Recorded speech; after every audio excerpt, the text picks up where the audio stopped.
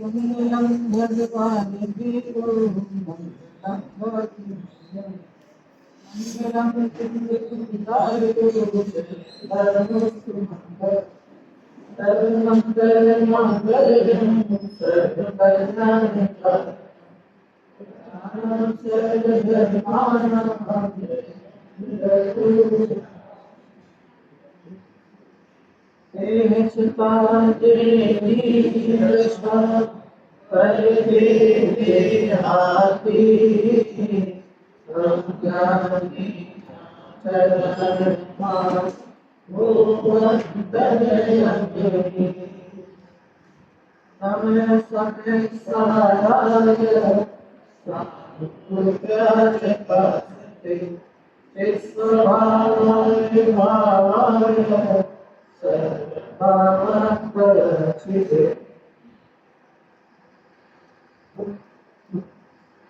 दशकर्षण महापर्व का आज अष्टम दिवस तब त्याग धर्म कार्य और जैसा अभी हमने देखा कि बाहर में हम उस त्याग के स्वरूप को दान के साथ भी मान करके चलते हैं, लेकिन वास्तविक आत्मा तो ग्रहण त्याग से शून्य है, ऐसा अलौकिक तत्व है। तो ये क्यों कहा जाता है बार बार, इसी दिन क्यों कहा जाता है? इतना strike the road when it's hot, छड़ होती है लोहे की, उसको जब मारना चाहिए तब वो गर्म हो।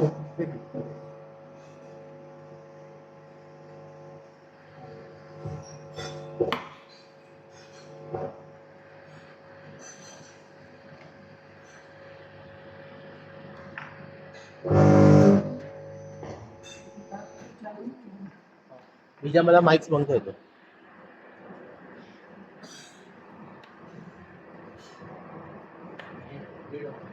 हाँ, क्या कहा? इसीलिए क्यों कहते हैं बार बार, क्या कहा? Spike the iron when it's hot, ना उस लोहे को ऊपर पीटना चाहिए जब वो गर्म हो।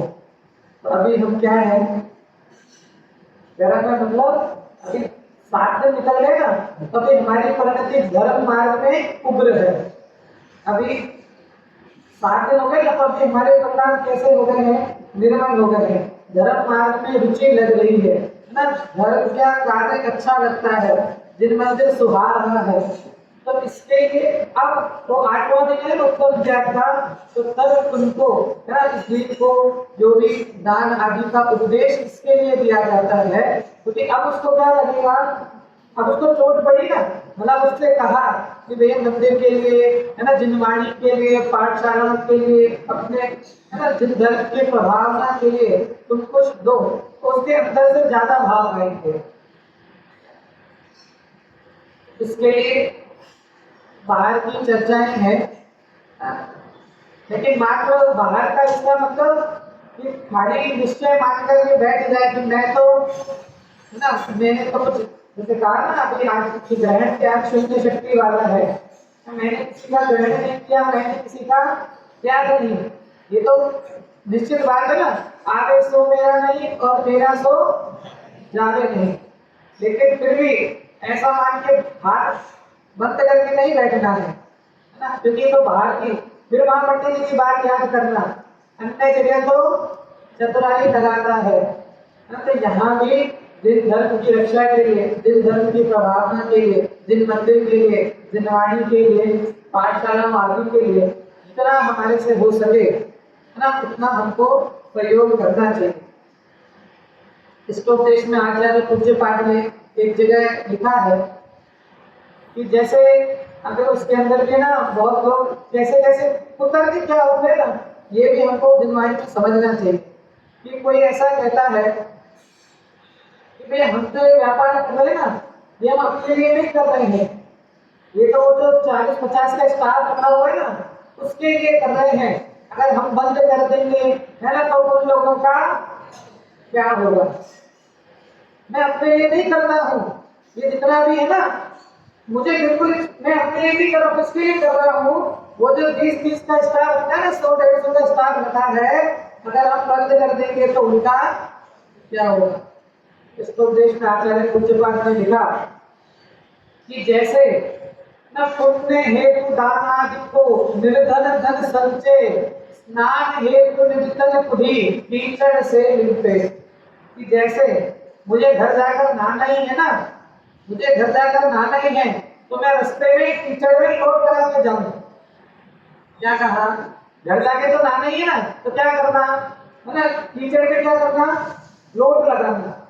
वैसे ही आचार्य कह रहे हैं कि जैसे ये कहता है ना कि मैं पैसा क्यों कमा रहा हूँ? दान देने के लिए, है ना। अगर हम कमाएंगे नहीं तो देंगे कहाँ से? तो जो भावना है, ये भावना सही नहीं है। आचार्य कहते हैं कि ये तो ऐसी मूर्ख जैसी भावना है कि मुझे क्या करना है? नहाना है, तो मैं पहले टीचर से लोट करा। तो ये तो जब तुझे जिन धर्म की, है ना, तुझे महिमा आएगी ना, ये जो धर्म विराट है, ये वास्तव में अलौकिक धर्म है, निराकुलता देने वाला धर्म है। बाहर में जो जिसको जैन धर्म की सच्ची श्रद्धा हो जाए ना, क्रमबद्ध पर्याय की वस्तु स्वातंत्र की सच्ची श्रद्धा हो जाए, उसके जीवन में कभी कितना भी असाधारण का उदय क्यों नहीं हो जाए, लेकिन वो व्यक्ति ना कभी भी गलत रास्ते पे नहीं जाएगा। नहीं तो हम देख रहे हैं ना, इतने बड़े बड़े पदों पर होते हुए भी मतलब पूरा बीच में आया ना, पोस्टल कॉफी का जो सीईओ था ना, उसने सुसाइड कर लिया। और भी कितने बड़े बड़े आईएएस, मतलब बड़े बड़े उच्च से उच्च पदों पर सब कुछ धन वैभव होने के बाद भी क्या रह गया?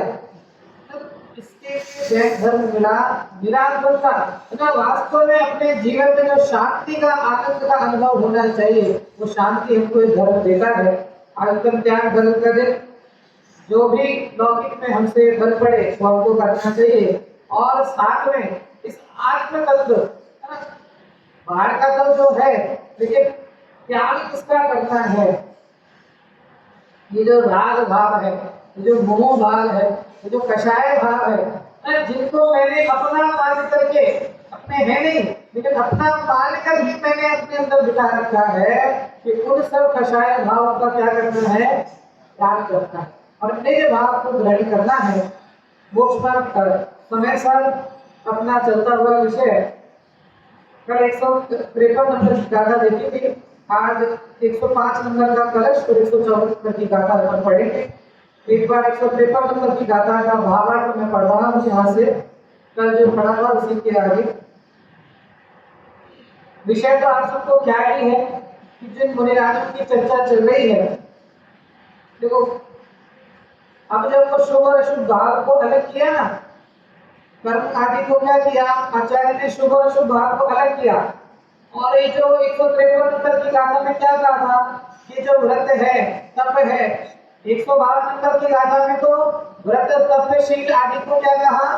बाल तप, बाल कौन से? अज्ञान अवस्था में किए गए, है ना, अज्ञान तथा जो मिथ्यात्व के सहित किए गए जो तप है, व्रत है, उनको तो किसकी श्रेणी में डाल दिया? बाल तप, बाल व्रत। फिर 153 नंबर की जब गाथा आई, तब आचार्य ने कहा कि ये जो तप व्रत आदि है, ये बंध का कारण होने से मोक्ष का कारण नहीं है। ये तो किसके कारण है? शुभ बंध के कारण है। और शुभ भाव तो मोक्ष का घातक भाव है। फिर उसके आगे जब बढ़े, क्योंकि ये व्रत तब 7वें व्रत स्थान में व्रत तप आदि है क्या? नहीं है।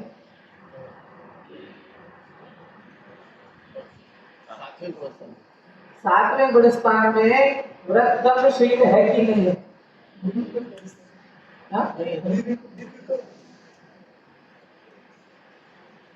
सातवां गुणस्थान तो अनुभव का गुणस्थान है ना, तो ये जो व्रत तप शील है वो तो सातवें गुणस्थान में नहीं, क्योंकि अगर व्रत तप शील का जब भाव आएगा तो वो छठे में आ जाएगा। जब व्रत पालन का भाव है, तब तपस्या करने का भाव है, शील पालन का भाव है, तब तो वो पुनः छठे में चला जाएगा।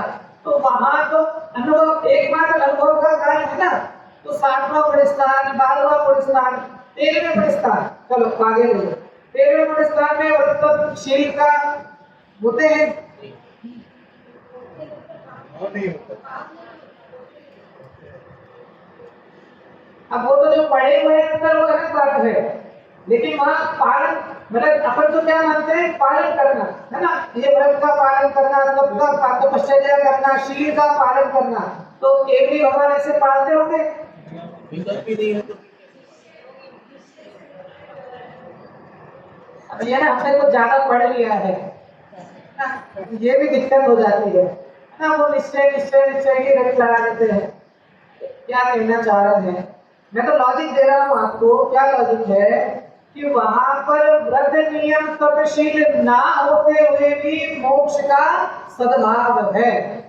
जो आचार्य ने जो कहा ना कि व्रत तप नियमशील, ये जो 153 नंबर की गाथा आपने कल पढ़ी, उसमें ये बताया ना कि ज्ञानी के अज्ञानी के तो व्रत नियम तपशील होते हुए भी मोक्ष का असद्भाव है, और ज्ञानी के व्रत तप नियमशील ना होते हुए भी मोक्ष का सद्भाव है। तो ये बात मैं बता रहा हूँ कि जो 7वें गुण स्थान है, 12वां सीढ़ी चढ़ने के जो गुण स्थान है, 12वां गुण स्थान है, 13वां गुण स्थान है, वहां पर ये व्रत नियमशील इनके पालन करने का भाव नहीं है। वहां तो भी मतलब ये व्रत तप नियमशील इत्यादि ना होते हुए भी क्या है, मोक्ष का सद्भाव है। तो ऐसे अब निश्चय से तो अनुव्रत निश्चय से तो महाव्रत छठे से शुरू हो गए ना, वो तो पूरे उत्तर चलेंगे, लेकिन पालन करने का प्रोग्राम नहीं है ना कि मैं इसको पालूं। कल बताया था ना कि ये जो 12 प्रकार के तप हैं, तो मैं इन तपों का पालन करूं, इन व्रतों को धारण करूं, ऐसे भाव नहीं है। क्योंकि वहां तो 28 गुण पालन करने का भाव भी नहीं है। मतलब गंभीर बात नहीं है। क्या कहा कि उस मुनि दशा में तो 28 गुण पालन करने का भाव भी नहीं है, वो तो सहज पलते हैं। मतलब होने तो चाहिए, कंपल्सरी है कि ये तो मुनि दशा का रूल है ना, कोड ऑफ कंडक्ट है, तो उनके रूल है। अगर 28 गुण भी नहीं हो तो मुनि दशा ही नहीं है। लेकिन फिर भी कहा 28 गुणों के पालन करने का भाव नहीं है, वो तो सहज ही पलते हैं। भक्ति में अपन गाते ना, मूल गुण पालन नहीं आप करते हो, सहज ही पलते हैं। ये जो मूल गुण, क्योंकि एक गुण फिर याद रखना पड़े ना कि अब ये करना है, अब ये करना है, अब ये करना है ना, अब करवट ऐसी हो गई, अब ऐसी करवट लेनी है, अब ये तो नहीं, हमारे पास तो आत्मअनुभव का कार्य है ना, उस आत्मअनुभव के कार्य को छोड़ करके जो बाकी के कार्य में उपयोग लगे है ना, तो ये अपराध है। गुरुदेव जी के जीवन का एक प्रसंग आता है, जब वो संप्रदाय के अंदर थे, है तो संप्रदाय के अंदर बाकी तो क्रियाएं की जाती थी ना, जैसे वहां पे पात्र होता है ना, पात्र होता है, उसको रंगा होता ना, पात्र रंगना, उसको पात्र रंगा जाता था। तो गुरुदेव जी ने अपने गुरु भाई से कहा कि ये जो पात्र रंगने आदि में जो समय व्यतीत होता है, वो समय हमको सुहाता नहीं है, क्योंकि हमने तो दीक्षा किसके लिए दी है, हमने तो ये अभ्यास के लिए, स्वाध्याय के लिए है ना, अपने स्वरूप में जाने के लिए, अपना कार्य करने के लिए दीक्षा ली है। ये बाहर के उपदेश देना, सुगानी जी ने कहा सुनने का भाव और सुनाने का भाव, दोनों ही भाव मोक्ष मार्ग में घातक भाव है। क्या कहा? सुनने का भाव और सुनाने का भाव, मतलब आप तो सुन रहे हैं और जो मैं सुना रहा हूं, दोनों ही भाव मोक्ष मार्ग में घातक भाव है। तो अब क्या करना? अच्छा है ना भैया, ऐसी बात बता दिया करो आप, तो बस खत्म। अब 11वें दिन कोई बोलेगा ना हमसे कि प्रवचन में क्यों नहीं आते, तो हम बस ये लाइन सुना देंगे उसको, है ना। भैया ने कहा था, सुगानी जी ने लिखा है कि सुनने का भाव और सुनाने का भाव दोनों एक मोक्ष मार्ग में घातक भाव है। तो 11वें दिन अब, है ना, अब हम समझ गए। अब हमको अरे भैया किसके लिए दशा, तो विचारो किसके लिए लिखा है ना। जिसकी परिणति के अंदर वो आत्मा प्रति समय रमण कर रहा है, उस ज्ञानी जीव के लिए, सम्यक दृष्टि जीव के लिए लिखा है, जिसको ये आत्मा का कार्य है, जिसने इस आत्म स्वभाव को जाना ना, अब उसके वही आत्मा की रटन रटन रटन लगी रहती है, ऐसे जीवों के लिए कहा है ना। हम नहीं करेंगे तो क्या करेंगे, इसको छोड़ करके क्या करोगे? हाँ, है ना। गेट में जीव की दशा ऐसी है कि यहाँ से बस इतना सा गए ना, सब खत्म हो जाता है ना। गेट तक भी, मैं दूर की बात कहूँ, गेट तक भी, है ना, गेट तक जाने के बाद ही क्या पढ़ा क्या सुना प्रवचन में सब गायब बस। और अब क्या चल रहा है ना, दुकान में क्या, कल क्या हुआ था, ये क्या, वो क्या, पूरी जगत प्रपंच की बातें है ना, उसके अलावा तो कुछ है ही नहीं। क्या समझना भैया, अभी हमको जिनवाणी वास्तव में सुहाती नहीं है। हम तो देखा देखी, है ना, लोक लाज के भय से, है ना, तो बार बार का ना 10 दिन तो मंदिर आना पड़े ना, पड़ता है, आना नहीं चाहता। क्या कहा? आना 10 दिन तो मंदिर आना पड़ता है। क्या 10 दिन के बाद तो भगवान बस इंतजार ही करते रह जाएंगे कि कब कोई आएगा ना। जिनवाणी, वो उस दिन नाटक हुआ था ना, वो जिनवाणी की व्यथा सुनाई थी एक बच्चे ने, है ना, कि मेरा कोई ध्यान ही नहीं देता जो भी था। अब देखो वो तो अलग बात है, नाटकीय रूपांतरण है, ऐसे वास्तव में तो ऐसा भी नहीं करना चाहिए, क्योंकि जिनवाणी कोई ऐसे दुदल तो करती नहीं है। अब उसको दिनवाणी को तो तीर्थंकर की वाणी है ना, उसको तो कोई वो नहीं है कि आप आओ और उसको सुनो ना। मुझे राजों को तो कोई लक्ष्य नहीं है, वो तो खाली जगाने के लिए, है ना। जितने भी दृश्य दिखाए जाते हैं ये मात्र हमको जागृत करने के लिए, जगाने के लिए दिखाए जाते हैं, तो उनका नाटकीय रूपांतरण किया जाता है। तो ये जो जिनेंद्र भगवान की वाणी हमको मिली, तो आचार्य कहते हैं कि ज्ञानी जीवों के बाह्य में व्रत नियम आदि नहीं दिखने के बाद भी क्या है, उनके मोक्ष मार्ग का सद्भाव पाया जाता है। उसी को आगे और विस्तार कर रहे हैं। एक बार भावार्थ करता हूँ, फिर 105 नंबर का कलश पढ़ेंगे। ज्ञान रूप परिणमन ही मोक्ष का कारण है और अज्ञान रूप परिणमन ही बंध का कारण है। व्रत नियम शील व्रत इत्यादि शुभ भाव रूप शुभ कर्म कहीं मोक्ष के कारण नहीं है।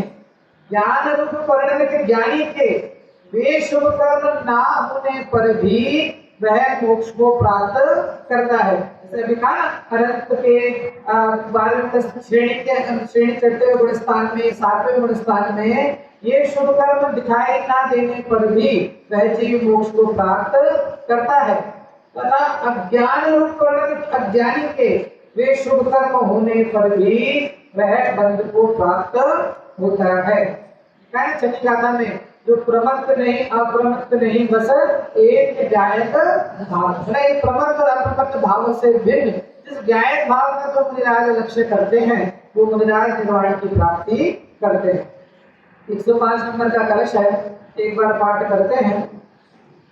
यदि तद ज्ञानात्मा ध्रुवमचल भाति भवनम शिवस्याम हेतु स्वयमपि यतस्तच्छिवैति अतो न बन्धस्य स्वयमपि यतो बन्धैति ततो ज्ञानात्मत्वम्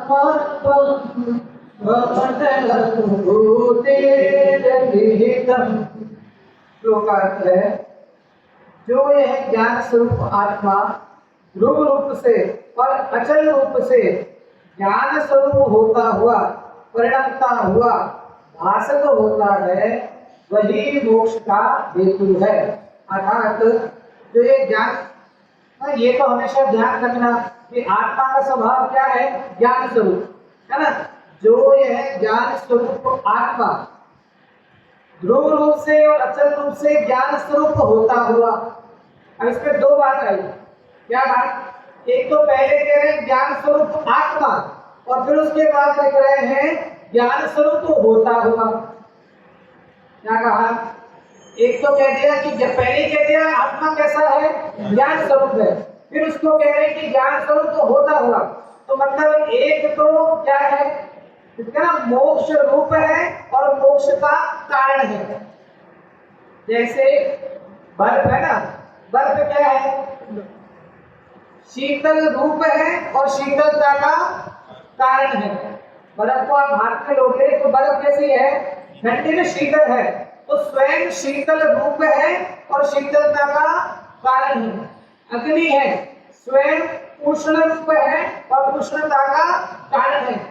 वैसे ही जो आत्मा है, यह आत्मा कैसा है कि वो स्वयं ज्ञान स्वरूप है और ज्ञान का कारण है, स्वयं मोक्ष स्वरूप है और मोक्ष का कारण है।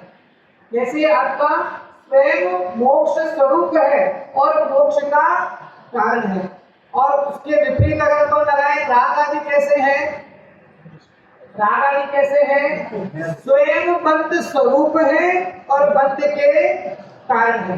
दोनों विपरीत है ना। आत्मा कैसी है, स्वयं ज्ञान स्वरूप है और ज्ञान का कारण है, मोक्ष स्वरूप है, मोक्ष का कारण है। और ये राग आदि कैसे हैं, ये स्वयं बद्ध स्वरूप है और बद्ध के ही कारण है। इसलिए इन राग आदि से, है ना, इन शुभ भावों से मोक्ष की प्राप्ति नहीं कही है। वाक्य से क्या लिखा, जो यह ज्ञान स्वरूप आत्मा ध्रुव रूप से और अचल रूप से, है ना, समय सार की पहली गाथा मंदिर तो सर्व सिद्धे ध्रुव अचल मनोवम गति पत्ते, है ना, कैसा है, सिद्ध समान जो पद है कैसा है, ध्रुव है, अचल है। ध्रुव मतलब स्थिर, है ना, सदा काल ऐसा का ऐसा रहने वाला, है ना, चाहे निरोध में हो चाहे सिद्ध दशा में क्यों नहीं हो, सदैव सदा काल जो ज्ञान है ना, ज्ञान स्वरूपी जो आत्मा है वो सदा काल, क्योंकि निरोध में भी पड़ा हुआ जो जीव है उसमें भी ज्ञान है कि नहीं है, ज्ञान है ना उसमें भी। अब वो शिवोक्षम और वो अलग चीज है, लेकिन ज्ञान स्वभाव तो उसके अंदर भी विद्यमान है ना। और जो सिद्ध भगवान है उनके अंदर भी ज्ञान स्वभाव विद्यमान है ना। सुखी कहते हैं ना, अब सिद्ध भगवानों के उत्पाद में भव्य तो होते ही नहीं होते।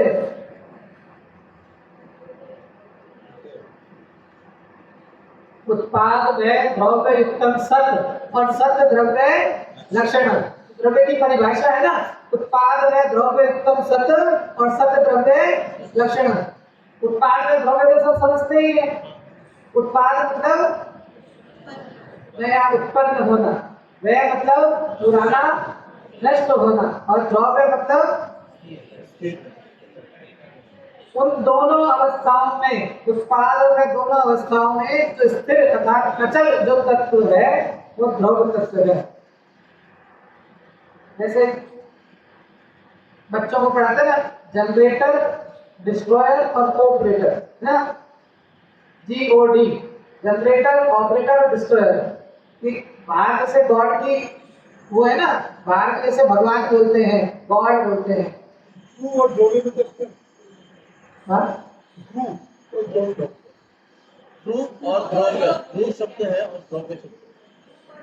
ध्रुव मतलब ऐसा कह सकते हैं एक समय के लिए कहा, और द्रव्य मतलब सदा काल जो उसकी निरंतरता चल रही है उसके लिए, मतलब ज्यादा कई कई अलग अलग शब्दों का प्रयोग करके उसको किया गया है। ध्रुव मतलब अपने स्वभाव को बताता है वो, और द्रव्य जो प्रति समय उसका जो परिणाम चल रहा है उसके लिए कहा। क्या कहा, जीओडी ना, जनरेटर, ऑपरेटर और डिस्ट्रॉयर। तो जी क्या हो गया, उत्पाद, वो क्या हो गया, ध्रुव है, और डी क्या हो गया, वह। तो क्या प्रश्न था, सिद्धों के। हमारे तो उत्पाद में चल रहा है कि नहीं चल रहा? उत्पाद में द्रव्य चलता है कि नहीं चल रहा? हमारे कब चलता है? इस समय, प्रति समय ना। हर संयोग का, हर पदार्थ का, कहते हैं ना, ये जैसे बाल, आप बार्बर के यहाँ पे बाल कटाकर आए, तो वो फिर 1 महीने के बाद वो बाल बढ़ गए, तो वो बाल कितने महीने में बढ़े? हम जब क्या बाल कटाकर आए ना, उसके बाद नहीं, जिस समय वो बाल काट रहा है उसी समय ना वो बाल का बढ़ना भी चालू है। उत्पाद है, जिस समय उत्पाद है वह है, और मतलब प्रति समय उत्पाद भी चल रहा है, वह भी चल रहा है, द्रव्य भी चल रहा है। तो सिद्धों के उत्पाद में द्रव्य है कि नहीं है? नहीं है ना? सिद्धों में क्या होगा?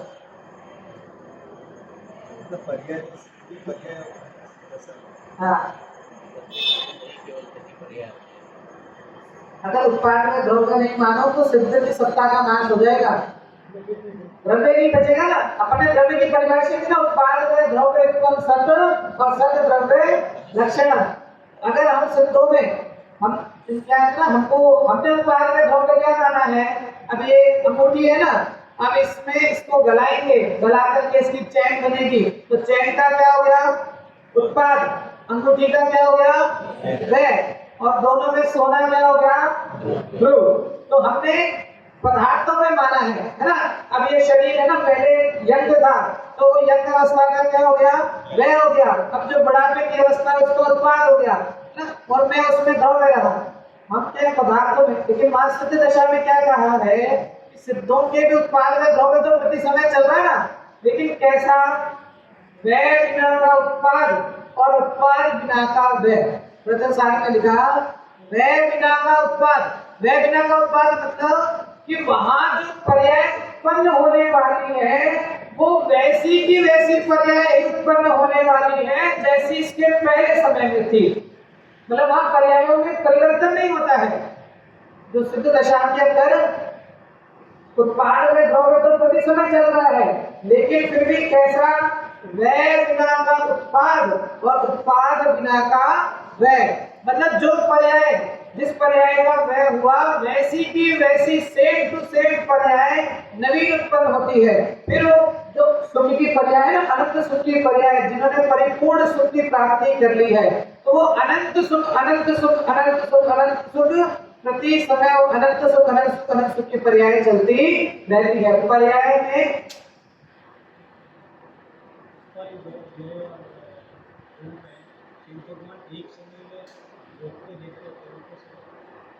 वो सर्वज्ञपना तो केवल में ही घटित होता, मतलब सिद्धों में तो है, लेकिन सिद्धों में तो वो देखने का परिणाम ही नहीं है ना। वो सर्वज्ञ भगवान केवल ज्ञानी केवल ज्ञान के अंदर देखते हैं। प्रश्न क्या था आपका? हाँ, एक शब्द में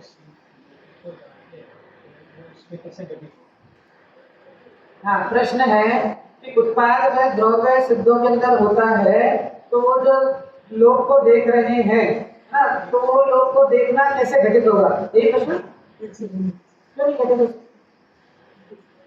केवल ज्ञान का सर्वज्ञ का तो स्वभाव ही ऐसा है ना। सर्वज्ञ की परिभाषा ही ऐसी क्या है? परिभाषा सर्वज्ञपने की, जो तीन लोगों की, तीन कालों के समस्त बातों को न एक साथ एक समय में हाथ पैर के आंवले की भांति स्पष्ट जानता है। वो तो एक समय में वो सब कुछ जान लिया ना उन्होंने, भूत भी, भविष्य भी और वर्तमान भी, तीनों कालों को एक साथ एक समय में जान लिया। तो उनके तो ज्ञान में हमको क्या लग रहा है? एक समय में उन्होंने ये सब देखा है ना, अगले समय में ये चीज चेंज हो गई, पर्याय बदल गई ये, तो फिर उनको क्या? उनने तो बदली हुई पर्याय भी एक समय में जान ली ना। वो जो एक समय गया ना, उस एक समय में ही वो जितनी भी पर्याय, जितने भी द्रव्य की बदली, वो सब भी उनके ज्ञान में क्या हो गई? स्पष्ट रूप से भाषित हो गई। तो जैसा का जैसा उस समय में उत्पाद है, वैसा का वैसा अगले समय में है। मतलब प्रति समय जो पर्याय आ रही है वो प्रति समय कैसी है? सेम टू सेम पर्याय है, मतलब एक भी इधर का उधर नहीं, वैसी की वैसी बिल्कुल। इसके लिए कहा प्रथम सार में उत्पाद बिना का व्यय है, मतलब उत्पाद तो हो रहा है लेकिन फिर भी कोई नवीन पर्याय का उत्पाद नहीं हो रहा है। वैसी की वैसी, जैसी वो पूर्व पर्याय थी वैसी की वैसे पर्याय का उत्पाद हो रहा है।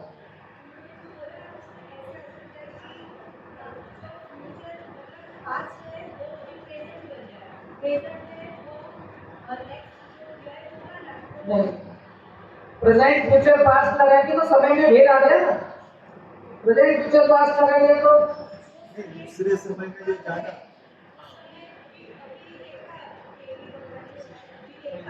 दो पर्याय हो सकते हैं, लेकिन वो स्थिर हो। हाँ, दो पर्याय जो है, वो स्थिर हो। रूप पर्याय सदैव स्थिर है।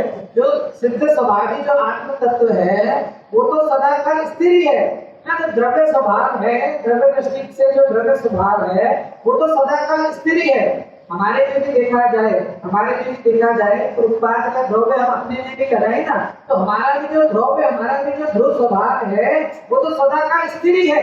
लेकिन ये खाली जो पर्याय किसे कहते हैं, जो बदलती अवस्था, हाँ, गुणों के होने के समय में परिवर्तन को पर्याय कहते हैं। तो हम द्रव्य स्वभाव की अपेक्षा से देखा जाएगा तो द्रव्य स्वभाव तो सदा ध्रुवी है ना, द्रव्य स्वभाव तो सदा स्थिर ही है। तो वहां क्या कहा, आप भी कुछ कह रहे थे। मतलब जैसे कि टाइम लाइन है कि 1 बजे 2 बजे ये तो समय समझो। 1 बजे जो जाना वो उसी 3 साल का जाना, 2 बजे जो जाना, 1 बजे वाला जो जाना था वो भूतकाल हो गया। नहीं, मैं वही कह रहा हूँ, ऐसा भी नहीं लगाना, ऐसा नहीं लगाओगे तो भी भेद हो जाएगा ना कि 1 बजे जो जाना ना, अब वो 2 बजे वो भूतकाल हो गया है, 2 बजे फिर वो नया जाना, फिर 3 बजे जो जाना। नहीं जाना तो वो कल वही, लेकिन उसको भूतकाल रूप से जाना, 2 बजे उसको भूतकाल रूप से जाना, और वो 1 बजे तो भविष्य देखा था वो प्रेजेंट में कि जाना। हर बार नई फ्रेश पर्याय आ रही है ना उनकी, तो हर एक फ्रेश पर्याय को जो पुरानी पर्याय को जो जान रहे हैं तो हिसाब से भूतकाल हो। जो मैं वही मतलब क्या है, हमने अभी तक ना हमें वो महिमा अभी आई नहीं है सिद्धों का। कभी आप केवली के ज्ञान को, स्वरूप को विचार करना, केवली का ज्ञान कैसे, अभी हम जो लगा ना भूत भविष्य वर्तमान, उस ज्ञान में तो सब स्पष्ट एक साथ झलक रहे हैं। वहां ऐसा केवली ऐसा नहीं, भूत भविष्य वो तो ज्ञान के सहज झलक रहे हैं। और ये जो प्रश्न है ना, अरे भाई झलक रहे हैं ना, सब कुछ सकल के गाय तदपि निजानंद दसरी, वो उनको फर्क ही नहीं है, वो जो झलक रहा है वो झलकता रहे।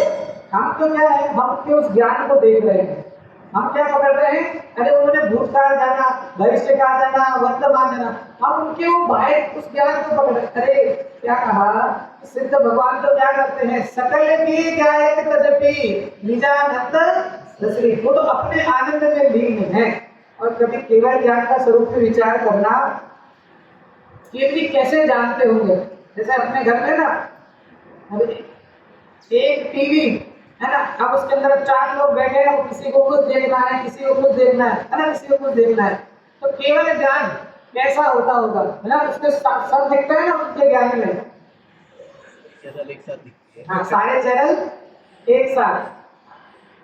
कभी किसी ने चैनल का ब्रॉडकास्टिंग को अगर कभी किसी ने देखा हो या आपको देखने का अवसर मिले, जैसे कोई भी चैनल, जी हो, सोनी हो, दूर कोई भी चैनल हो, उनका जो दिया रूप जो होता है ना ब्रॉडकास्टिंग रूप, उसमें क्या होता है, एक व्यक्ति बैठा है सेंटर में और ऐसे लाइन से कर्व के अंदर टीवियां स्क्रीन लगी होती है ना, 100-150 स्क्रीन लगी होती है।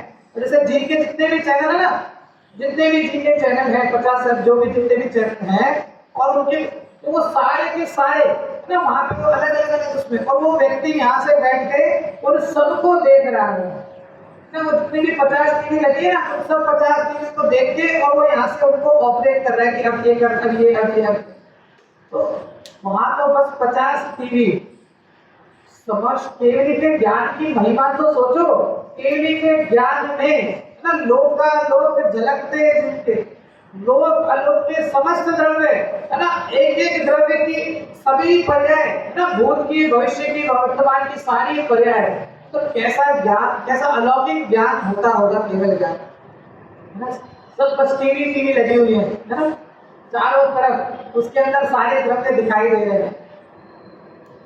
कितना अलौकिक ज्ञान होता होगा। चलो एक बार का आप ऐसा होना तो मान लेते हैं कि वर्तमान देख रहे तो ठीक है, मान लेते हैं, लेकिन वर्तमान भी, भूत भी, भविष्य भी और सब वर्तमान मत, क्या कहा वहां पे? भूतकाल भी वर्तमान मत, भविष्य काल भी वर्तमान मत और वर्तमान तो है ही, तीनों को ही वर्तमान मत स्पष्ट रूप से जानते हैं, ऐसा केवल ज्ञान होता है। लगता है ना, हमें बाहर की चीज देख के आश्चर्य लगता है, अरे है ना, जापान में बुलेट ट्रेन चला दी है ना, कितनी स्पीड से गुजरती है ना, कितनी अलौकिक चीज है। अरे आजकल समुद्र के ऊपर पुल बांध दिया है ना, सीलिंग बना दिया, कितना आश्चर्य, हमें बाहर की चीज देख करके आश्चर्य लगता है, लेकिन यहाँ जैन धर्म में तो इतने आश्चर्य भरे हुए हैं, इस धर्म की महिमा तो आए। साइंटिस्ट कहते हैं ना, अभी हम अपने दिमाग का कितना % यूज करते हैं, है ना, 1%। अभी वर्तमान में हम अपने दिमाग का कितना % यूज कर रहे हैं? 1 भी नहीं, लेकिन मैं तो 1 कह रहा हूँ, है ना, वहां तो 0 पॉइंट पे चलती है बात, लेकिन मैं तो खाली समझाने के लिए आपको 1% यूज कर रहे हैं। विचार करना, है ना, कोई बहुत साइंटिस्ट, ज्ञानी, मतलब जितना भी जो खोजी है ना, वो 2% यूज कर रहा है, जिसका बहुत ज्यादा अब्जॉर्प्शन हो 2% यूज कर रहा है, 3% यूज कर रहा है, लेकिन अभी भी बहुभाग कैसा है? शेष है। तो वो विचार करना, जब 1% 2% के अंदर जीव इतना कुछ जान सकता है, हम जान रहे हैं ना, 1% 0% के दम पर हम इतना कुछ जान रहे हैं, इतनी कंपनियां जान रहे हैं, उससे सब, है ना, बड़े बड़े सब कुछ कर रहे हैं। तो जब ये ज्ञान 100% खिलता है, जब ये ज्ञान पूरा 100% 100% जब ये ज्ञान आता है, तो वास्तव में क्या अद्भुत दशा होती है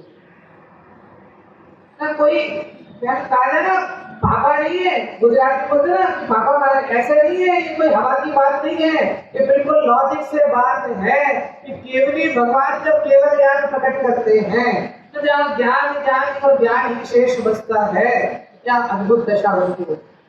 तो जो सिद्ध भगवान है, उनके प्रति समय मतलब अनंत जो सुख की पर्याय है, अनंत सुख की पर्याय निरंतर रूप में विद्यमान रहते हैं, और वो तो अपने आप, ये जो झलकत वगैरह ना, तो वो चलती रहती है, लेकिन वो तो अपने आत्म स्वभाव में लीन रहते हैं। हम केवल बन जाएंगे तो अच्छा रहेगा कि नहीं? हमें ऐसा ज्ञान हो जाए, है ना, सब चीजें दिखने लग जाए, तो अच्छा रहेगा कि नहीं? अब व्यायाम से भूल जाना भी, 1 मिनट के साइड में, मैं तो जनरल प्रश्न पूछ रहा हूँ। अगर भाई आपको भूत भविष्य वर्तमान पता चल जाए तो अच्छा है, मजा आएगा ना? क्योंकि मोहन का भाव है ना साथ में। हाँ, अभी मतलब, लेकिन फिर भी ऐसा लगेगा ना, अरे अगर हमको पता चल जाए ना कल कौन सा स्टॉक ऊपर होने वाला है ना, कल कौन सा नीचे गिरने वाला है, कल जो आईपीओ खुलेगा वो कितने पे खुलेगा, कल किसका भाव, लगता ना मजा आ जाएगा ना, है ना। इसने मेरा बुरा करने वाला है, तो मैं पहले इसका बुरा कर दूं। इसके लिए देखो जैन दर्शन कितना लॉजिक का धर्म है कि इसके लिए जब परिभाषा दी तो सबसे पहली शर्त लगाई वीतरागता। हम परिभाषा पढ़ते हैं तो क्या है परिभाषा? जो वीतरागी सर्वज्ञ फिर हितोपदेशी हो वो सच्चा देव है ना, उसे भगवान कहते हैं। क्या कंडीशन? सबसे पहली कंडीशन क्या लगाई? वीतरागी। अगर वीतरागी नहीं हो और सर्वज्ञ हो जाए तो ये पूरा जगत उल्टा पुल्टा हो जाए। क्या कहा? अगर वीतरागी नहीं हो और सर्वज्ञ पना सीना मान लिया जाए तो ये पूरा संसार उल्टा पुल्टा हो जाए। और अगर सर्वज्ञपना नहीं हो और हितोपदेशी बना, क्योंकि हितोपदेशी कौन? जिसने सबको जाना, जिनने सारे जगत को जान लिया, जिनको सारे जगत की सारी बातों का ज्ञान है, फिर वो उनकी दिव्य ध्वनि में वो सत्य तत्व का उपदेश देते हैं। इसके लिए बिल्कुल सैद्धांतिक धर्म है। एक एक चीज पहले वितरागी होगा, मतलब राग द्वेष के नष्ट होंगे, तभी सर्वज्ञता आएगी, और सर्वज्ञता के बाद हितोपदेशी बना ना, वो भी सबके अंदर नहीं ना, मुख केंद्र भी होते हैं ना, समाचार के अंदर मुख केंद्र भी होते हैं। तो जो वीतरागी है और सर्वज्ञ है, इसके सबसे पहले वीतरागता ना, इसने वीतरागता का लक्ष्य कराया। यहाँ कहा ये जो वीतराग भाग है ना, जो ज्ञान भाग है, जो ये ज्ञान स्वरूप आत्मा ध्रुव रूप से और अचल रूप से है ना, सदैव काल इस ज्ञान स्वरूप को ही जानता हुआ, ज्ञान रूप होता हुआ, परिणमता हुआ, भाषित होता है, वही क्या है? मोक्ष का हेतु है। तो समय सार के अंदर ही 294 नंबर की गाथा के अंदर ये जो अपनी चर्चा चल रही है ना, 294 नंबर की गाथा है, इसमें लिखा जीव तथा बंध नियत स्वलक्षणों से अपने अपने निश्चित लक्षणों से छेदे जाते हैं। प्रज्ञा रूप चैनी के द्वारा छेदे जाने पर वे नानापन को प्राप्त होते हैं, अर्थात अलग होते हैं। मतलब आत्मा, जीव और ये जो राग द्वेष की चर्चा चल रही है ना, ये बंध की चर्चा, ये दोनों कैसे भिन्न भिन्न है। जो यहाँ पे आचार्य कह रहे हैं ना, इसे व्रत तप नियम आदि जितने भी बंध के कारण हैं, वो बंध के कारण से आत्मा कैसा है? बिल्कुल भिन्न है। बंध के कारण और ज्ञान के कारण दोनों कैसे हैं? बिल्कुल भिन्न भिन्न है। आत्मा ज्ञान का कारण है और राग द्वेष आदि जो मोह आदि कर्म के परिणाम है, वो बंध के कारण है। तो अब वहां का भेद ज्ञान कैसे होगा? तो वहां लिखा ना, अभी जो गाथा मैंने बोली 294 नंबर की, कि प्रज्ञा चैनी के द्वारा, जैसे ध्यान रूपी प्रज्ञा चैनी के द्वारा, जैसे मूर्तिकार, हमने मूर्तियां बनने जाते, मूर्ति जब लेने जाते हैं ना, तो सबसे पहले क्या खरीदते हैं? क्या देखते हैं? पत्थर खरीदते हैं ना। कोई जैसे बड़ी मूर्ति जो बननी है, सबसे पहले क्या देखते हैं? पत्थर देखते हैं। तो पत्थर देखा, अपने को उसमें पत्थर दिखता है, लेकिन है ना, देखने का मूर्ति का तो क्या दिख रहा है उसमें? मूर्ति। फिर वो क्या करता है? फिर वो उसके जो औजार होते हैं ना, छेनी और हथौड़े से क्या करता है? अधिक जो भाग है, मतलब जो वेस्टेज है, अधिक भाग को क्या करता जाता है? वो अलग करता जाता है, और अलग करता जाता है तो वो मूर्ति आकार रूप में आ जाती है। तो जैसे वो मूर्तिकार है ना, उस छेनी के द्वारा इस बाहर के जो वेस्टेज है ना, उसको अलग करता है, उसी प्रकार जब ये जीव प्रज्ञा चैनी के बल के द्वारा, प्रज्ञा चैनी के बल से इन मोह राग द्वेष के परिणामों को अपने से भिन्न करता है, भिन्न जानता है, तब ये जीव मोक्ष को प्राप्त करता है। अब उदाहरण तो आप सबने सुना ही होगा, नारियल का उदाहरण देते ना कर्मों के, उसमें नारियल होता है ना, तो नारियल में सबसे बाहर क्या होती है? छाल। सबसे बाहर नारियल की क्या होती है? छाल। फिर छाल के अंदर जो कठोर भाग होता है ना, काचनी बोलते हैं, हाँ काचनी बोलते हैं, गुजराती क्या होता है? तो हाँ, वो कठोर भाग। फिर उस कठोर भाग के बाद अंदर जो काला काला ब्राउन कलर का जो भाग दिख रहा है, वो क्या है? कातर या छाल, जो भी उसके अंदर की छाल है ना। अपन ने वो बाहर का कठोर भाग तोड़ा, दातर बोलते ना, हाँ। सबसे पहले क्या था नारियल में? बाहर छाल। फिर उस छाल के बाद जो उसका कठोर भाग है ना, क्या बोला था आपने? काचनी। हाँ, फिर उसको तोड़ा तो उसके अंदर फिर जो ब्राउन ब्लैक जो कलर का गोला निकला है ना, राकड़। फिर उस राकड़ को भी हटा के फिर उसके अंदर क्या मिलता है? सफेद गोला है ना, व्हाइट सफेद गोला। उसी प्रकार ये जो जीव है, तो ये जो बाहर की छाल है ना, ये छाल तो क्या हो गया, नौ कर्म। ये जो बाहर की छाल है ना, ये छाल तो क्या हो गए, नौ कर्म। अब उस छाल को निकाल के फिर ये जो कठोर ना, ये द्रव्य कर्म, ये द्रव्य कर्म की जो कठोर जो परत है ना, उस द्रव्य कर्म की परत को तोड़ा। फिर उसके बाद ये जो राकड़ ना, ये भाव कर्म, फिर इन भाव कर्मों से भी भिन्न ना, नौ कर्म से, द्रव्य कर्म से, भाव कर्म से भिन्न जब ये जीव अपने आत्म स्वरूप को जानता है, तो जैसे वहां सफेद धवल है ना गोला दिखा, वैसे यहाँ वो धवल शुद्ध आत्म तत्व की प्राप्ति करता है ना, किनसे, कर्मों से रहित, द्रव्य कर्म, भाव कर्म, नौ कर्म से रहित। एक दिन वो मैंने बताया था ना सिद्धों के, ज्ञान शरीर कर्म मल वर्जित सिद्ध महंता, ते हैं निकल अमल परमात्म भोगेश्वर अनंता। कैसे है, ज्ञान शरीरी ना, ज्ञान मात्र ही जिनके शेष है, और त्रिविध कर्म फल, कर्म रूपी जो मैग है ना, तीन प्रकार का, द्रव्य कर्म, भाव कर्म, नौ कर्म, इन तीनों प्रकार के मैग से जो कैसे हैं, भिन्न है। और ऐसे जो जीव अपने ज्ञान स्वरूप में ना, जब ये जीव सम्यक दर्शन के साथ अपने ज्ञान स्वरूप में क्या लिखा, जो यह ज्ञान स्वरूप आत्मा ध्रुव रूप से और अचल रूप से ज्ञान स्वरूप ही होता हुआ, देखो विशेष बात क्या, ज्ञान स्वरूप तो है, क्या कह रहे हैं, ज्ञान स्वरूप तो है, लेकिन फिर भी ध्रुव और अचल रूप से अर्थात वर्तमान प्रकट पर्याय में भी ज्ञान स्वरूप होता हुआ, परिणमता हुआ, भाषित होता है, वही मोक्ष का हेतु है। क्योंकि शुद्धि की वृद्धि हो रही है ना, जैसे जैसे वो अपने ज्ञान स्वरूप में रमण करता जाता है, वैसे वैसे शुद्धि की वृद्धि होती जाती है।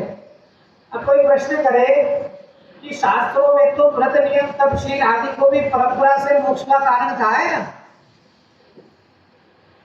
क्या कहा प्रश्न, कि ये जो व्रत तप नियम शील की जो चर्चा चल रही है, इसको भी तो शास्त्रों में परंपरा से मोक्ष का कारण कहा है, और आप तो उसको निषेध कर रहे हैं। तो कहा, क्या कहा, परंपरा मोक्ष का कारण मतलब कैसा, कि जब इसके लिए आचार्य ने शब्द याद रखना, क्या कहा था, अज्ञान दशा के साथ, अज्ञान दशा के साथ किए गए व्रत तप नियम शील आदि बंध के कारण है। जो ज्ञान दशा में जब एक जीव व्रत तप नियम तप आदि धारण करता है, तो भी मोक्ष उससे नहीं होता, तो भी मोक्ष उससे नहीं है। लेकिन क्या कहा, जब ज्ञान दशा के अंदर जीव व्रत तप नियम आदि धारण करता है, तो इसके परिणामों की विशुद्धता होती है। क्या होती है, परिणामों की विशुद्धता होती है, और उससे शुद्धि में वृद्धि होती है। चौथे गुण स्थान से है ना ऊपर चढ़ा, दशा अंगीकार की छठा सातवां, फिर और आगे के गुण स्थान आए, है ना, श्रेणी चढ़ता गया, फिर 12वां गुण स्थान आया, तो क्या हो रहा है, शुद्धि की वृद्धि हो रही है। तो जब ये जीव है ना परिणामों में विशुद्धता आती है, तो जो शुद्धि की वृद्धि है ना, ये शुद्धि की वृद्धि मोक्ष का कारण है। जो शुद्धि की वृद्धि होते होते होते होते एक दिन ऐसा आएगा, एक दशा ऐसी आएगी कि समस्त कर्मफल का नाश हो जाएगा और पूर्ण शुद्ध भगवान स्वरूपी आत्म तत्व निखालिस जो तत्व है वो तत्व दिखाई देगा। तो क्या मोक्ष का कारण है कि उन परिणामों की विशुद्धता के द्वारा ये जितनी भी क्रिया आदि को जो परंपरा से मोक्ष का कारण था, तो उसका भाव क्या है कि उसको करते समय जो अपनी परिणामों की विशुद्धता होती है, और उन परिणामों की विशुद्धता जैसे जैसे बढ़ती जाती है, वैसे वैसे शुद्धि में वृद्धि बढ़ती है, और शुद्धि में वृद्धि होते होते होते एक दिन ऐसा आता है कि पूर्ण शुद्धता की दशा को जीव प्राप्त कर लेता है। इसके लिए लिखा कि ऐसा ज्ञान स्वरूप तो है, और अपने प्रकट पर्याय में भी ज्ञान स्वरूप भाषित होता हुआ, परिणमता हुआ, वही मोक्ष का हेतु है। अब उसका हेतु दे रहे हैं, क्योंकि वह स्वयं मोक्ष स्वरूप है। कौन, किसकी चर्चा चल रही है? हाँ, मुनिराजों की। अभी यहाँ तो वास्तव में मुनिराजों की चर्चा चल रही है, लेकिन अपने ऊपर भी हम घटित करें तो मैं कैसा हूँ? मोक्ष स्वरूपी हूँ, है ना? मैं कैसा हूँ? मोक्ष स्वरूपी हूँ, है ना?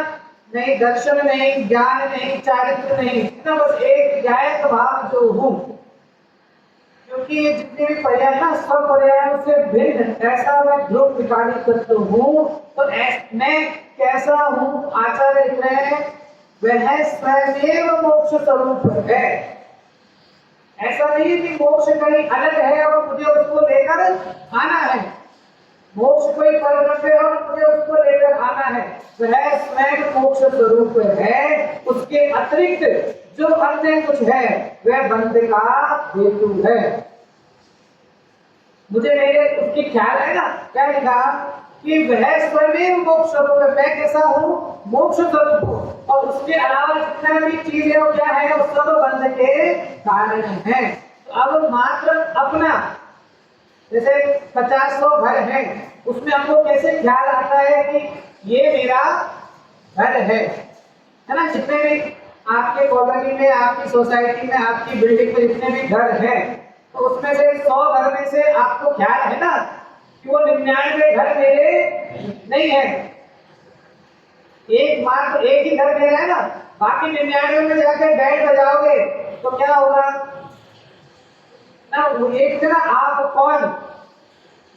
तो ऐसे ही बाकी के जितने भी विकार आदि के परिणाम हैं, उसमें अगर ये जीव रमण करता है तो बंध का ही कारण है। एकमात्र जो मोक्ष रूप आत्म तत्व है। निज घर बिना विश्राम नाही, आज ये है निश्चय हुआ। कौन से घर के बिना? हम यहां से कहा जाएंगे? अच्छा, अपने घर जाओगे कि दूसरे के जाओगे?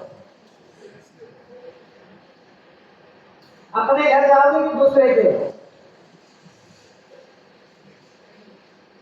चलो कोई नहीं, मैं कहना अभी तो बड़ोदरा वाले सोचते जा रहे हैं, बोलते कम है। जैसे घूमने के लिए बाहर जाते हैं ना, बाहर घूमने के लिए गए, जैसे शिमला गए, मनाली गए, दुबई गए, कहीं भी गए, होटल में जाते हैं घूमने के लिए। क्यों जाते हैं घूमने के लिए? सुखी होने के लिए। क्यों जाते हैं? अभी मतलब अरे 10 दिन बहुत ना, 10 दिन बहुत सुन लिया, ज्यादा ओवर हो गया ना, ओवर हो गया। अब क्या करना? 3-4 दिन कहीं घूम कर आते हैं ना, थोड़ा है ना, थोड़ा हल्का जाते हैं ना, जैसे भी जाते हैं, थक गए है ना, बहुत तो बहुत थक गए, डेली इतना काम थक गए।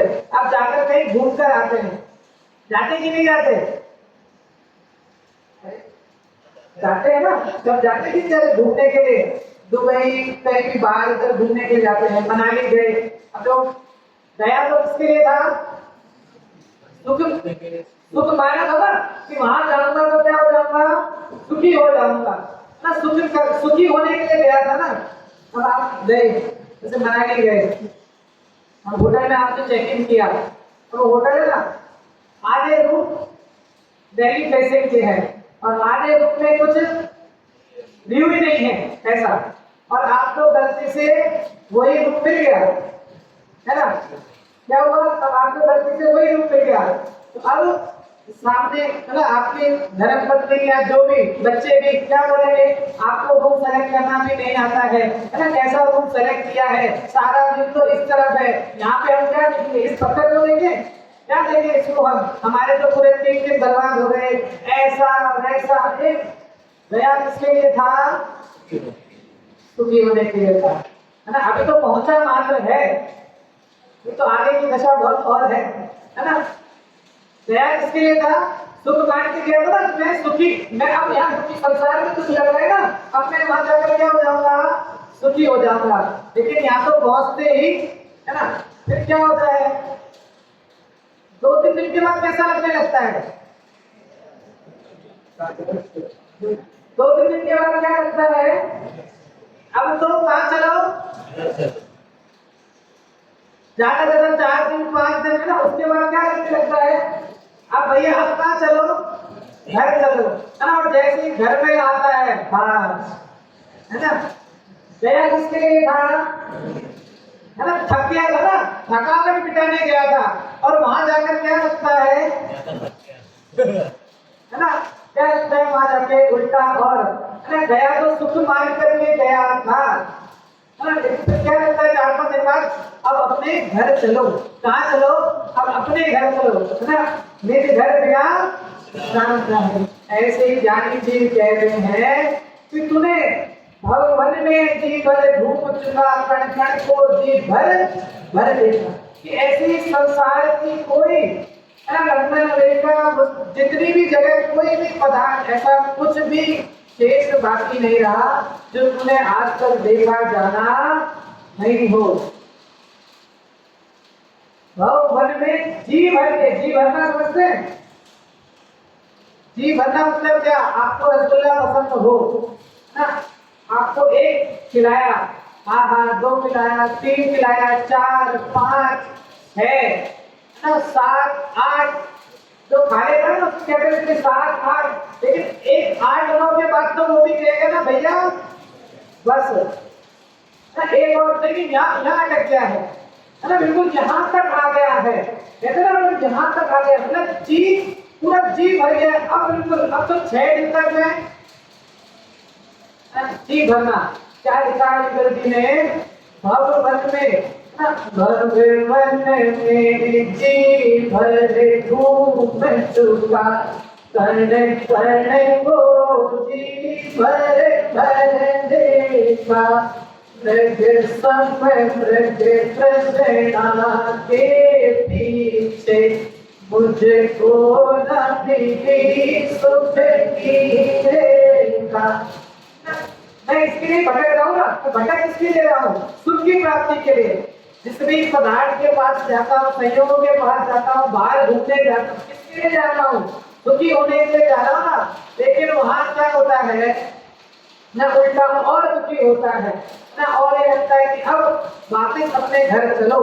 तो यहाँ आचार्य देव तुझे पुकार पुकार के कहते हैं, तूने आज तक पढ़ के ना, पढ़ घर में तुम बहुत रहा, अब क्या कर, अपने घर में ना, ये निज घर में विश्राम करने का अवसर आया है, तो ये घर ही ना, वहां से आने के बाद अपने घर में ही आराम मिलता है ना, चाहे किसी रिश्तेदार के घर आप कितने दिन रुक लो ना, आपके घर से ज्यादा सुविधाएं हो, लेकिन उसके बाद भी ना आराम तो कहते हैं ना, नींद लो है ना, हमें तो नींद अपने ही बिस्तर पर आती है। रात लंबी होती है कि छोटी होती है, श्री दार्शनिक ने कहा है रात लंबी होती है कि छोटी होती है,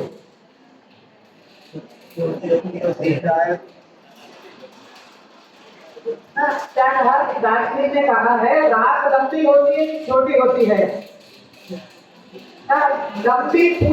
लंबी पूछना है तो उससे पूछो जिसको रात भर नींद नहीं आई, और छोटी पूछना है तो उससे पूछो ना, अरे अभी तो सोए थे, अभी सीधे 6 बजे, अरे अभी तो आंख बंद हुई थी और अभी 6 भी बज गए, इतनी जल्दी सुबह हो गई ना। और लंबी कभी ये रात जाएगी है ना, नींद की देर पर, तो रात लंबी छोटी नहीं, ये तो ना उसकी नींद के ऊपर डिपेंड करता है ना। ऐसे ये जो पर्याय हमको प्राप्त हुई है, ये जो दशा हमको प्राप्त हुई है ना, ये कितनी भी लंबी हो छोटी हो से कोई मतलब नहीं है, लेकिन अब मुझे अपना स्वरूप ख्याल में आया है, तो मुझे मेरा कार्य अभी करने योग्य है ना, किसी के भरोसे बैठने जैसा नहीं है कि अभी तो बहुत समय बाकी है, अभी तो ऐसा बाकी है, ये बाकी है, किसी का कोई ठिकाना तो है नहीं। इसके लिए हमें तो मार्ग में क्या ना, ये जो ज्ञान स्वरूपी आत्मा है, जब ये ज्ञान स्वरूपी आत्मा अपने ज्ञान स्वभाव में लीन होता है, तब वह मोक्ष की प्राप्ति करता है।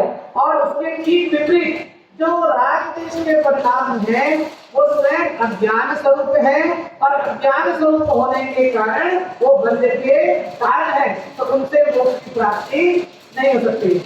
हाँ, ये हम इसको अंत करके समाप्त करता हूँ कि उसके अतिरिक्त जो अन्य कुछ है वे बंध का हेतु है, क्योंकि वह स्वयं तो बंध स्वरूप है।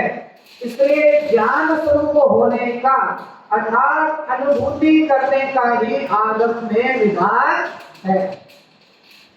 ये शांति की बात है ना कि इसीलिए पुरुषार्थ करने का ही उपदेश देते हैं। तो इसीलिए क्योंकि अनुभूति ही मोक्ष का मार्ग है, इसलिए अनुभूति करने का ही, कौन सी अनुभूति? ज्ञान स्वरूपी जो अनुभूति है उस अनुभूति करने का ही आगम में विधान शास्त्रों में उस अनुभूति को ही मोक्ष का कारण, मोक्ष का मार्ग बताया है। ऐसे हम सभी इस आत्म स्वभाव को प्राप्त करके तब पर पूर्व में जितनी भी पर्याय गई उन पर्यायों का लक्ष्य न रखकर अभी वर्तमान में जो उत्तम पर्याय हमको प्राप्त हुई। कल भी मैंने कहा था कि जैन दर्शन हमारा धर्म इतना महान धर्म है कि पूर्व में इतना भी कैसे भी परिणाम तो नहीं किए हों, लेकिन अभी भी अगर जीव जाग जाए तो अपने इस भव को सुधार सकता है। आप सबने कथा सुनी होगी, कीचक की कथा। किसकी कथा? कीचक की कथा।